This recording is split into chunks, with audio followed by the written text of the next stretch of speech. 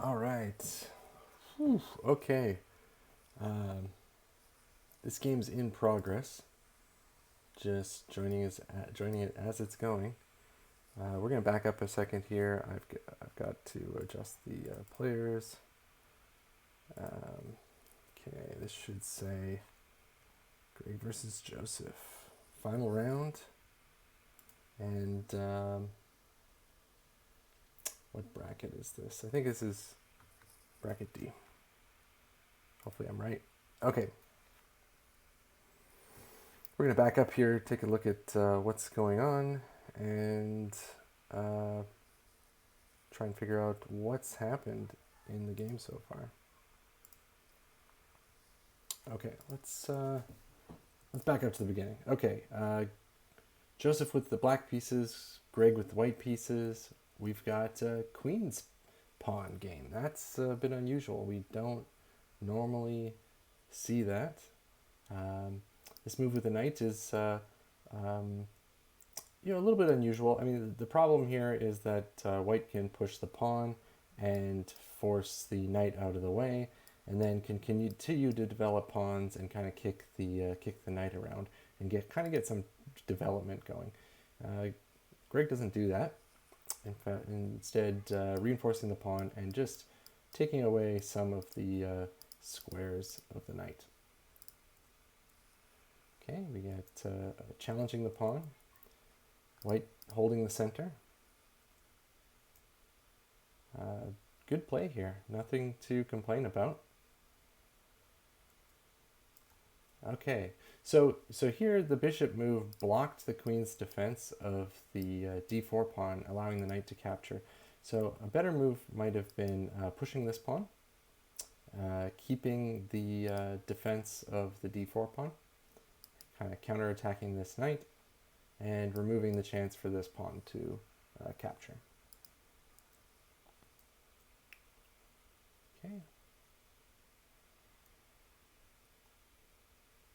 Okay, lots going on here, and okay, now threatening to trap the bishop. I guess. I mean, well, maybe not really, but I mean, restricting the movement of the bishop. The bishop has, not a lot of great options here. Maybe, like, I don't know. Do you want to redirect it wherever you go? I mean, if you go all the way back to f1, you kind of block the counterproductive for castling. If you go back to either of these two squares, the knight can capture it. So maybe you don't want to do that. Okay. Bishop does go back to there. Knight doesn't choose to capture, instead going to an outpost square. This is an outpost because there's no pawns that can kick this piece out of the position. So it's a strong position to be in. The rook's got to move to not be captured. It does move. Queen comes in, making use of the pin here. Not an immediate threat, but maybe there's an idea of like capture, knight takes, and then threatening this pinned piece, and now that becomes a bit of a issue. The position of the bishop now is a little bit awkward, preventing the only development square of the knight that would help. The only other square is off to the side of the board, which is not super helpful. So I like this, kind of blocking the pin, preventing any other issues, like even pushing this pawn directly, which would have attacked it immediately. So this is good. And we do see the pawn push now. But now the knight is free to move, so that's a big difference. The knight can move, and it reveals an attack on the queen. So this knight can move anywhere without consequences. This move threatens a fork as well. So I don't like this as much. This hangs the knight, really, because now the pawn can just take the knight, and I'm not sure what the idea is here. Now if the pawn takes, the queen doesn't really have anything, although the file opens up. I think you're just down the piece. Okay, bishop captures the weakened pawn from being pushed. Now threatening to capture the knight. But the problem is now the pawn push comes with check, and um, even if you move the queen out of danger and block the check, the pawn can take the rook and promote and capture the rook at the same time. It's really deadly. Black is completely winning here, and we see that. Bishop comes back, but now you can still capture. You can capture the queen.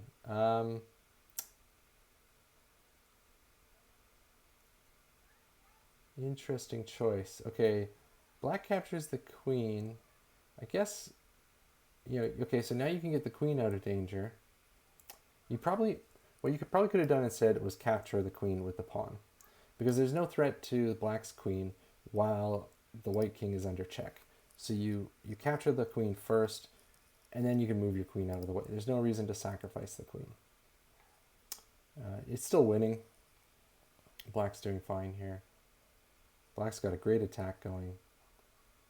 This is devastating because nothing can block this line. The king has to move.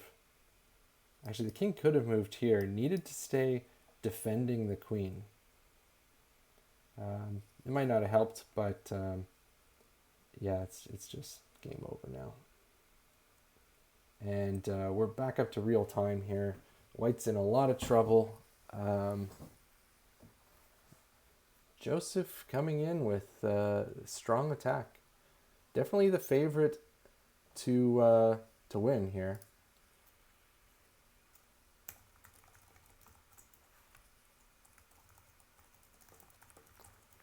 Okay.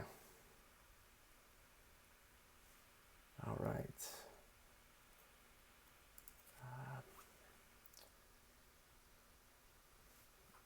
Okay. Yeah. Makes sense. Black had to capture the rook.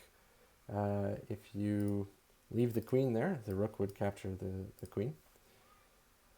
Now white's kind of in a lot of trouble here. You're down to just a knight and a bishop. It's hard to see what to do at this point. Black is just trying to. You can't even go there. Black is just trying to secure the victory. So I think this. Yeah. Okay. So you have to defend the knight first, so the king can't take it. And now this might be checkmate.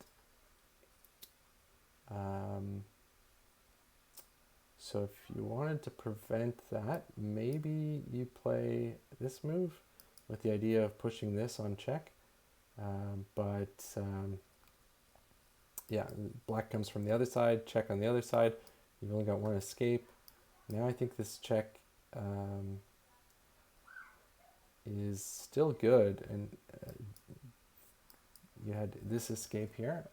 Okay, so now we gotta look at what squares are free. White can't go to any of these squares, so has to move further into black's camp. Quite ominous. And now this is checkmate. Bishop back, covering the only square. So there was a checkmate there. White has managed to capture a piece. Black can come in and recapture the pawn with the queen, forcing the king further back, or just I don't know. This check forces the king further into black's camp.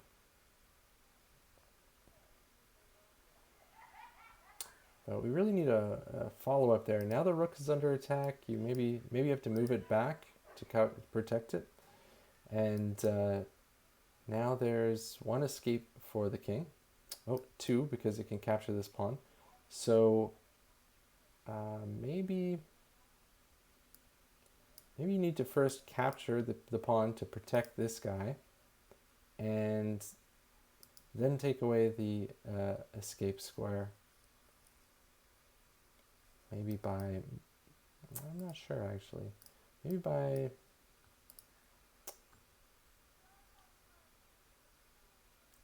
actually, I think capturing this, then moving the queen back, and then bringing the bishop in may work. It's a bit of a dance. White throws in a check. Now, you're low on material, so if you're white, you don't want to trade.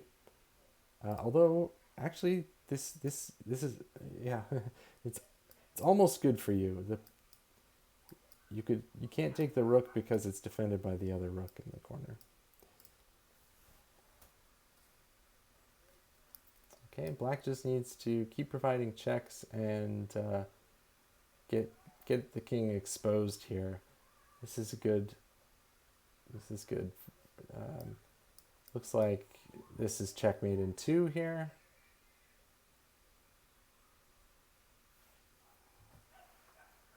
Needs to close in on the win. You've got to be careful. If you give white too many chances to trade off all their pieces, white can try to play for a stalemate.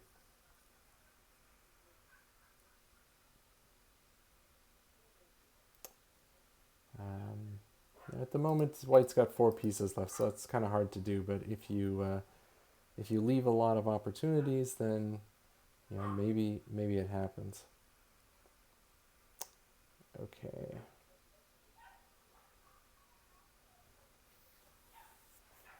Let's go check the bracket and see what the players had to do to get here. There's quite a lot of games that went on to get down to Greg versus Joseph here. Greg, the winner of the top half of the bracket, and Joseph, the winner of the bottom half of the bracket.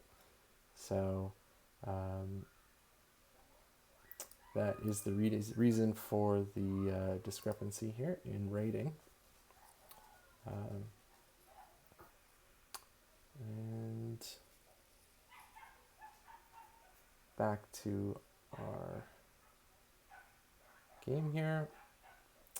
There's, yeah. Okay, you need to build a box around the king, right? You need to cut off all his escape squares and then provide check. So at the moment, this pawn is an escape square. This one's covered. The queen covers this and this. The rook covers these 2 back here. So yeah, the pawn wasn't defended because when the knight jumped to this square, it cut off the defense of that pawn. So there we go. But black finds the checkmate coming in here. You can't escape in either of these directions. One because of the bishop, ignore the crooked arrow, and the other because of the pawn, and can't take the knight because it's defended by the bishop, so that's checkmate. Okay, so game 1 goes to Joseph. Now we'll just have to wait here for game 2 to start. And here we go. Now Greg with the black pieces and Joseph with the white pieces. And okay, we've got King's Pawn game. And let's see what they do. We've got early bishop move. This is a common idea. There's a general principle that says knights before bishops, but every principle has exceptions. Okay, this knight comes out, threatens the pawn, so you want to defend it or protect it. A common response is to bring the other knight out, defending the pawn. Also, black here is threatening a pawn, and white didn't defend it. White's move counterattacked the other pawn, so they're threatening to capture pawns here. And I think this works out for black, not for white. If capture, black has this move Queen E7, which I think causes problems. Now this pawn is attacked twice and defended twice, so it's not winning anything directly. You could take with the knight, bishop takes back, queen takes back, and once the queen takes back, it defends the e5 pawn. It's a nice little intermediate move, pushing the pawn forward, attacking the knight, forcing the knight to move out of the way. interesting to see what'll happen here. I like Greg's playing here. Try and cause some chaos here, cause an imbalance. Now the knight moves to attack the pawn, and this move is not very effective. The rook move, I'm not sure. It guards this pawn, which wasn't under attack, sort of gets into the diagonal of the bishop, which could be a problem. I guess this pawn is already defended by the knight, so there's no need to immediately defend it. But we kind of just gave Joseph the pawn that used to be on d5, and we haven't tried to recapture it. So, I'm kind of expecting captures, captures, captures as a way to get that pawn back, but we seem to be delaying that. And we play a bishop move attacking the queen. This kind of prevents the queen from, it looks like a mouse slip here, possibly meant to block the attack on the queen. This is a big upset. This might give the game to Greg, and we could go to a final tiebreaker. That was unexpected. Greg is now up 5 points with the capture of that queen.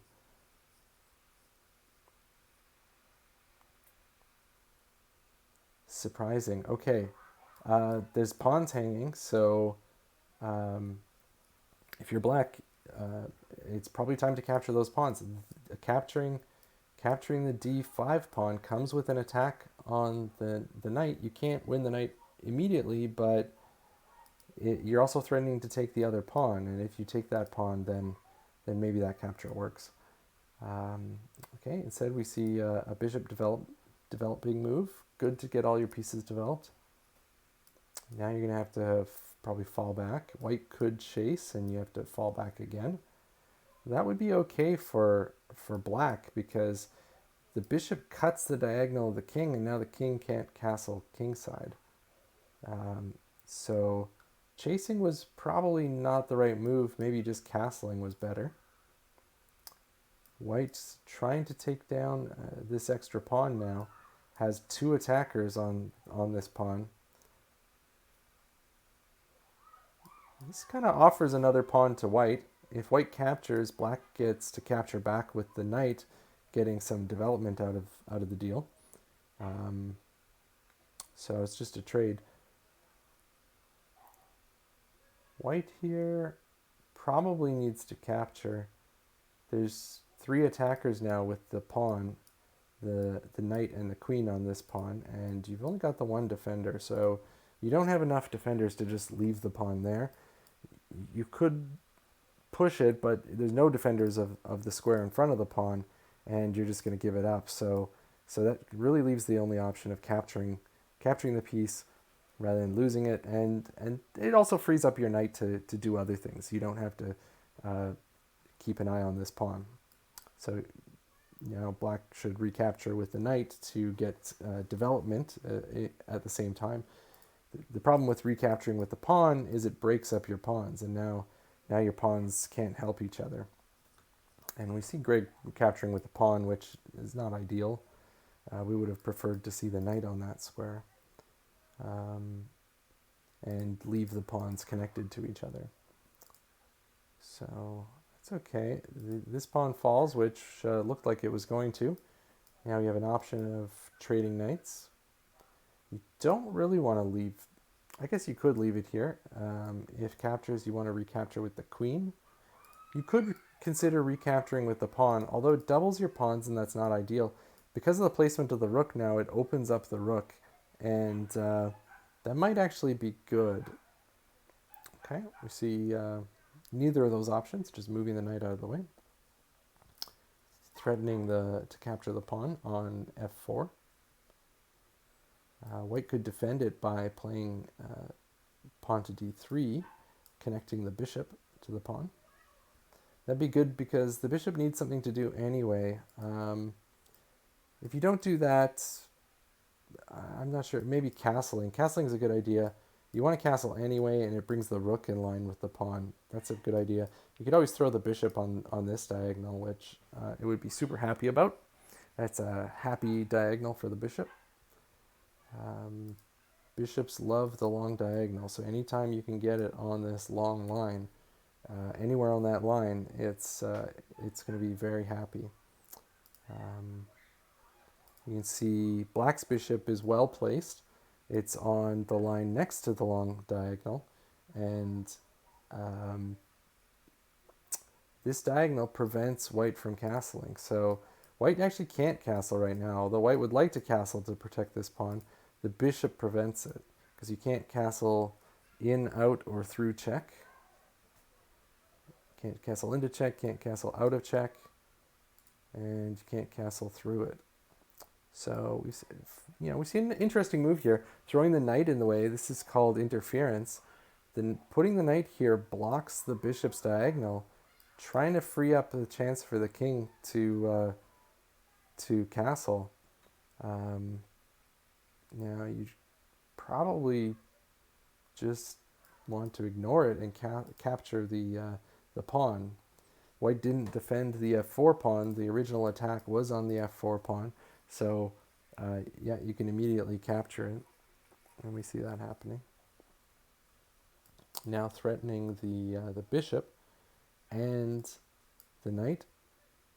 This is a good threat on the knight because the knight's undefended. And now you have the option of capturing that knight. There's also a pawn hanging with check. You could capture the pawn first after check, and the king has got to move somewhere. And then you capture the knight, which ends up defending. Okay, instead we see this. We throw a check in between. Now I can sort of understand this because it's difficult to defend.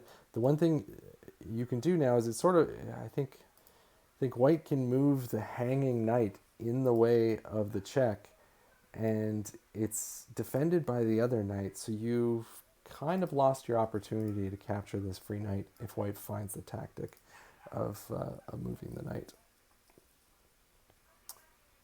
Joseph with 4.5 minutes on the clock. Greg with 6.5. So Greg's got the time advantage and the material advantage. Still 5 points up. And looks good. Okay, we see going the other way. This works too because the knights defend each other here.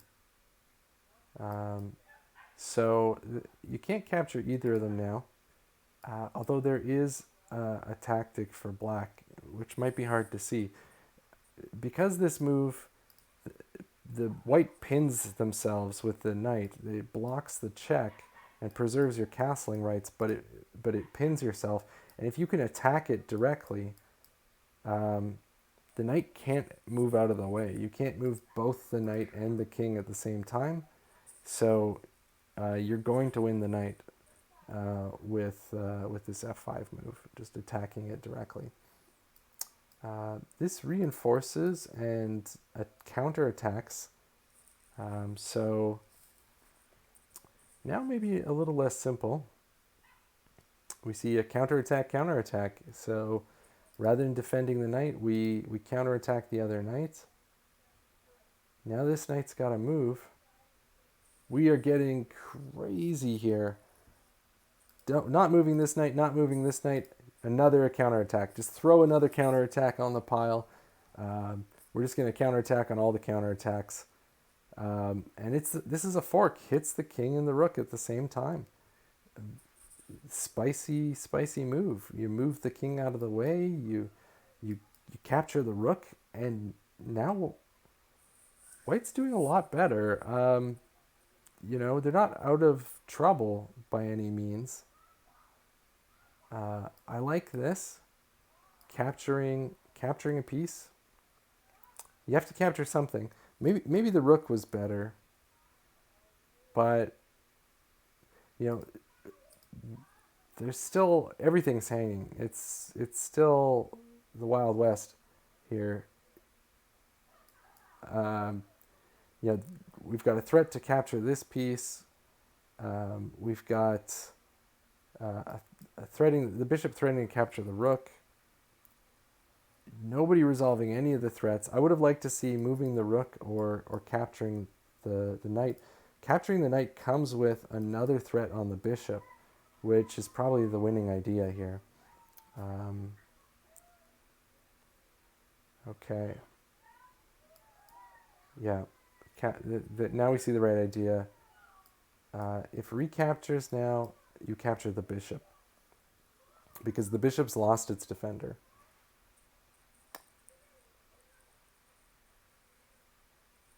You can't capture the dark squared bishop because, although it's check, it's still defended by the knight. Okay.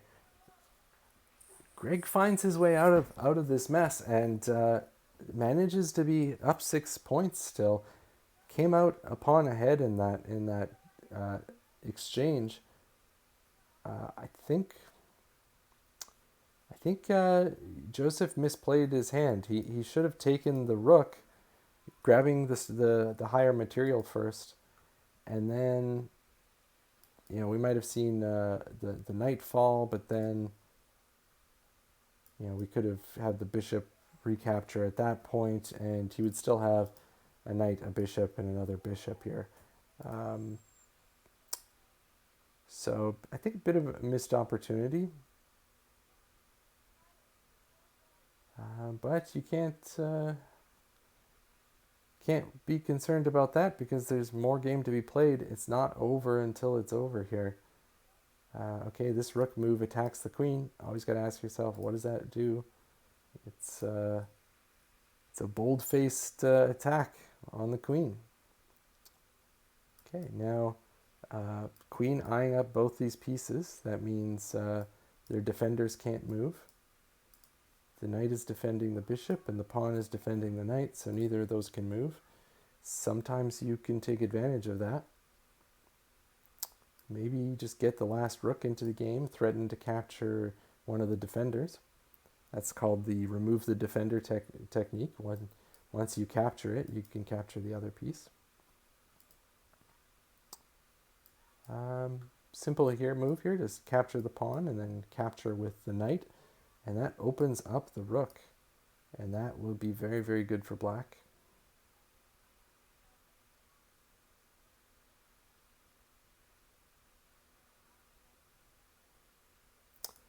Notice that black can put the bishop, because white's pawns are on light squares and black has the dark squared bishop, black, up until this point, could have put the bishop here. This pawn's not defended. You can actually just take it. Right, it looks like it's defended by the knight, but keep in mind the knight is also defending the bishop. So if you play bishop captures and knight captures back, the queen captures the bishop, which loses its defender. That's check, hits the king and the knight at the same time, and all white's pieces go down.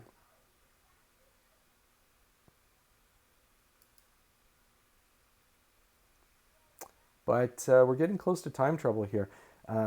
Joseph only has a minute left on the clock, feeling the pressure of the extra material that Greg has gathered. Greg's the underdog here, but at the moment he's not playing like it.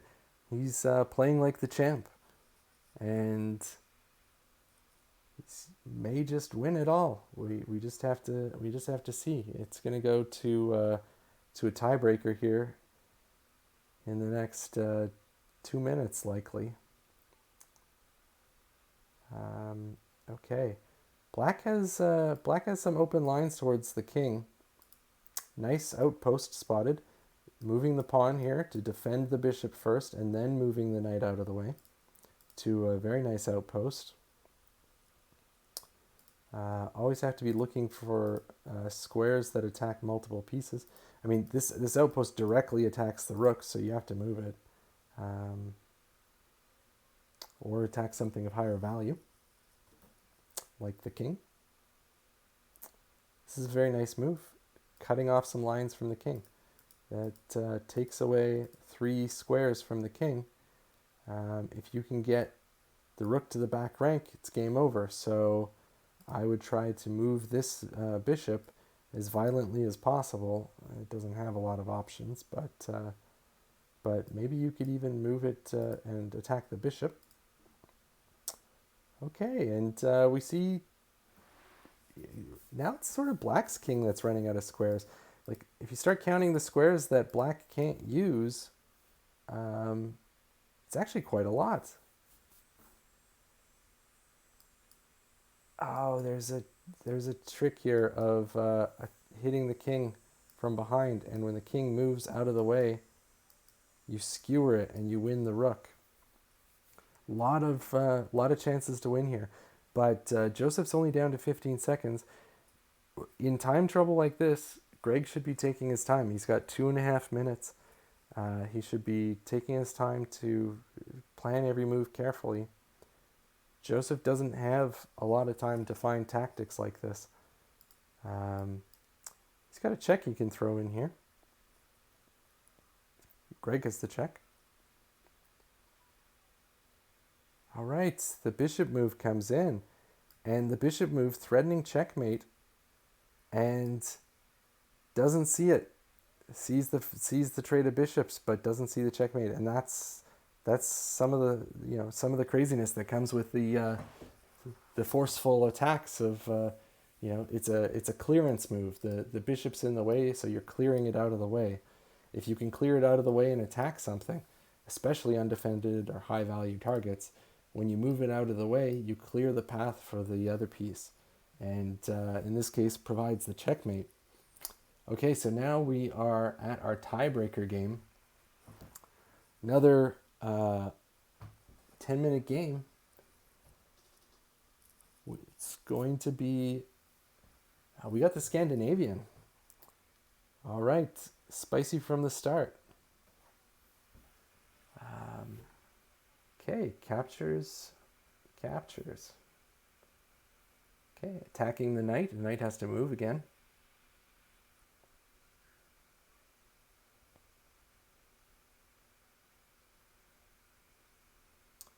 Defends it instead of moving it out of the way. The idea being, if you capture this, I'm going to move one of my pawns closer to the center of the board. The only problem with that is, when you move the f pawn, you open lines to the king. So, this brings idea like bringing the queen out with a check. So you have to be careful of that. You've got 2 attackers and 2 defenders. Well, you've got 3 defenders now. But you can sometimes count that queen as a 3rd attacker, hitting both the knight and the king at the same time, or whatever's left on that square at the end of the exchange. White blowing open the king side defense, maybe planning to castle queen side. This could be really dangerous. That queen move now got a lot stronger. It can be very difficult to defend the f2 and g3 squares once the pawns have moved out of the way. So something to watch for.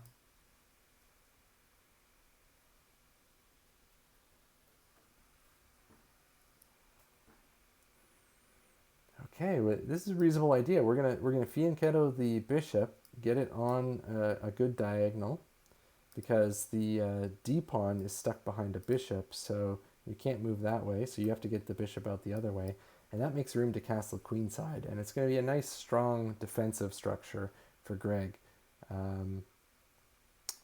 This may be a big upset if he wins this game. Again, by rating alone, Joseph's the favorite, so we'll have to see what happens. Okay, good developing move, getting the king room to castle. I don't really like offering the trade of the bishop because I feel like the bishops are better. So maybe just moving it to a different square would have been good. Okay, moves the bishop again, keep it from being traded off. This is a sneaky move now because you can't you can't move the bishop in the way because it's undefended, and now the rook is attacked, so the rook's got to move, and that destroys the castling rights of the king. And now the white king is in trouble, trapped in the center of the board. His options are castle kingside into the broken pawn structure, or stay where you are, right? There's no option to castle queenside anymore because the rook was forced to move. So maybe a better option would have been throwing the knight in the way. Just do some interference or a pawn move maybe. Try and block that diagonal. This pawn move's a little bit maybe too much. It allows black to just come in to the position. Actually, it's defended at the moment. But still, I think the point sort of stands. You can trade off this last pawn, and the queen comes in with check. The king's got nowhere to hide, and white could be in a lot of trouble there. Black manages to castle, and white castles kingside into the broken pawn structure. That is going to hurt. Your best safety is to try and hide behind this h-pawn, but that leaves the diagonal very, very weak. So it can be very problematic. You kind of have to take here.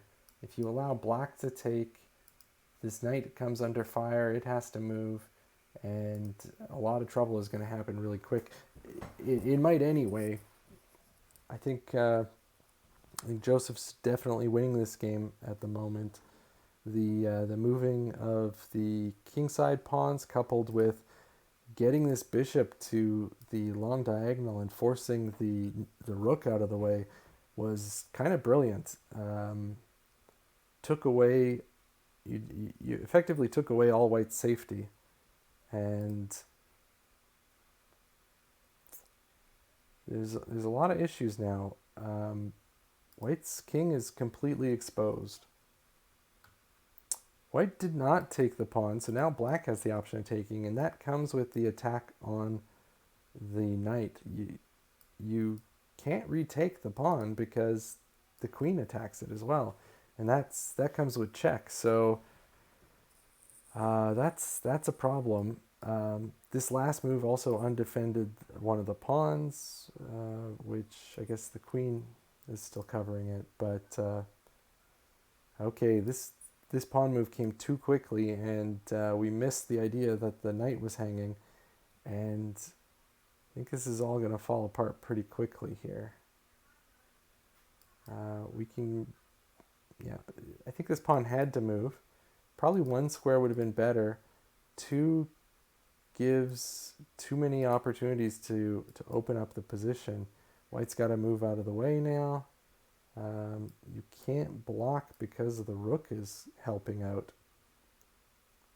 And white's position is collapsing here. I think a single pawn move, keeping the pawns connected, would have at least prevented the rook from getting an open file here. But sacrificing the pawn, especially, it comes with check, the file's open for the rook. There's a lot of open things close to the king. You could easily threaten some checkmates here. You could just push the pawn to get it out of the way. Yeah, bringing the rook over is really strong, threatening capturing here. At the moment, it would be a trade of a queen for two rooks, which is close to equal. The rook's being worth about 10 points, the queen being worth about 9, but you also get a pawn out of the deal, so 10 for 10. But I feel like it's still good for black because it just blows the structure open. But you don't even have to do that. You just take a moment to move the bishop to attack the pawn as well, and it's all over.